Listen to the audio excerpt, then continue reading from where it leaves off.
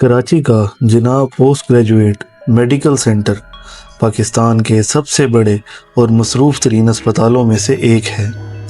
दिन के वक्त ये जगह मरीज़ों, डॉक्टरों और तीमारदारों से भरी रहती है, लेकिन रात के वक्त यहाँ का मंज़र बिल्कुल मुख्तलिफ होता है, ख़ास तौर पर अस्पताल के मुर्दा खाने में, जहाँ मुर्दा जिस्मों को आखिरी वक्त तक रखा जाता है। ये मुर्दा खाना सिर्फ लाशों का ठिकाना नहीं, बल्कि अजीबो-गरीब नाकाबिले फ़हम वाक़ियात की वजह से मशहूर है।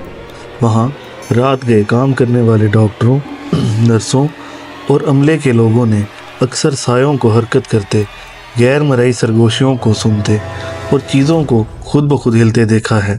मगर आज की कहानी सिर्फ अफवाह नहीं, बल्कि एक हकीकत है, एक ऐसी हकीकत जो एक नौजवान वार्ड बॉय अहमद ने खुद अपनी आंखों से देखी, और वो रात उसकी ज़िंदगी की सबसे खौफनाक रात बन गई। अहमद एक नौजवान और मेहनती लड़का था जो जिनाह अस्पताल के मुर्दा खाने में बतौर वार्ड बॉय काम करता था। उसका काम लाशों को तरतीब से रखना, डॉक्टरों के अहकामात पर अमल करना और बाज़ औक़ात तन्हा ही रात मुर्दा खाने में गुजारना होता था। वो मजबूत दिल का मालिक था, क्योंकि अस्पताल के इस हिस्से में काम करने के लिए बहादुरी की ज़रूरत होती है, लेकिन शायद वो नहीं जानता था कि कुछ चीज़ें सिर्फ बहादुरी से कंट्रोल में नहीं आती। ये एक आम रात थी। अस्पताल में हलचल ख़त्म हो चुकी थी, ज़्यादातर अमला घर जा चुका था और बस चंद डॉक्टरों की ड्यूटी बाकी थी। अहमद की रात की शिफ्ट थी और उसका काम था कि अस्पताल के मुर्दा खाना में पड़े 3 लाशों की देखभाल करना। वो अकेला था, हर तरफ खामोशी थी, सिर्फ अस्पताल के दूर के कॉरिडोर से कभी कभार कदमों की आवाज़ें आती थी। अहमद ने अपनी कुर्सी खींची और थकन के मारे आंखें बंद कर लीं, लेकिन अचानक एक आवाज़ आई, ठक ठक ठक। किसी ने दरवाजे पर दस्तक दी। अहमद ने आंखें खोली, मगर दरवाजे के बाहर कोई नहीं था। उसने सोचा शायद ये उसका वहम होगा और वो दोबारा कुर्सी पर बैठ गया, लेकिन फिर ठक ठक ठक। अब की बार दस्तक और ज़्यादा ज़ोर से थी। अहमद उठा, दरवाज़ा खोला, लेकिन बाहर कोई नहीं था। उसका दिल ज़ोर ज़ोर से धड़कने लगा, लेकिन फिर अचानक एक सर्द हवा का झोंका आया। अहमद ने पलट कर देखा तो उसकी आंखें खौफ से फटी की फटी रह गईं। एक लाश का कफन ज़मीन पर पड़ा था और वो मुर्दा जिस्म मैयत की मेज़ पर सीधा बैठा था। अहमद के जिस्म में जैसे जान ही न रही हो। उसके हाथ पांव सुन्न हो गए। वो चीखना चाहता था, मगर उसकी आवाज़ जैसे गले में अटक गई हो। वो लाश जो कुछ लम्हे पहले बेजान थी, अब आहिस्ता आहिस्ता अपनी गर्दन को दाएं बाएं घुमा रही थी।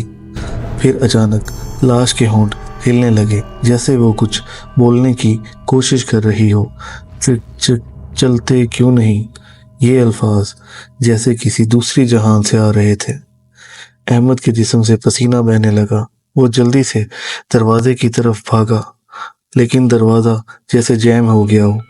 वो दरवाज़ा धकेलने लगा, मगर दरवाज़ा जैसे किसी अनदेखी ताकत के काबू में था। अचानक पीछे से किसी ने उसके कंधे पर हाथ रखा, ठंडा बर्फ़ की तरह यह हाथ। अहमद का दिल बंद होने लगा। उसने आहिस्ता से गर्दन घुमाई और वो वहीं बेहोश हो गया। जब सुबह अस्पताल के बाकी अमले के लोग मुर्दा खाना में आए तो उन्होंने अहमद को फर्श पर बेहोश पाया। उसका चेहरा सफ़ेद पड़ चुका था, जैसे वो किसी बहुत बड़े सदमे से गुजरा हो। जब अहमद को होश आया तो उसने रात का वाक़या सुनाने की कोशिश की, मगर उसकी ज़बान लड़खड़ा रही थी। अस्पताल के एक बूढ़े मुलाजिम ने एक गहरी सांस ली और कहा, बेटा, तुम पहले शख्स नहीं हो जिसने ये सब देखा है। ये मुर्दा खाना कई सालों से नहुसत में घिरा हुआ है। यहाँ कई ऐसी लाशें आई हैं जिनकी रूहें अभी तक भटक रही हैं। ये सुनते ही अहमद ने फैसला कर लिया कि वो आइंदा कभी भी जिनाह अस्पताल के मुर्दा खाने में रात की ड्यूटी नहीं करेगा। कहा जाता है कि आज भी जो कोई रात के वक्त जिनाह अस्पताल के मुर्दा खाने में अकेला जाता है, वो किसी न किसी अनदेखी ताकत के शिकंजे में ज़रूर आता है। یہ تھی جناح اسپتال کے خوفناک مردہ خانے کی ایک سچی کہانی۔ کیا آپ کو لگتا ہے کہ یہ سب حقیقت ہو سکتا ہے یا پھر یہ سب محض اتفاق ہے؟ تو دوستو، یہ تھی آج کی کہانی۔ ہمیں کمنٹ کر کے ضرور بتائیے گا کہ آپ کو ہماری کہانی کیسی لگی، اور لائک، سبسکرائب اور شیئر ضرور کر دیجیے گا، اور بیل آئیکن کو پریس کرنا نہ بھولیے گا۔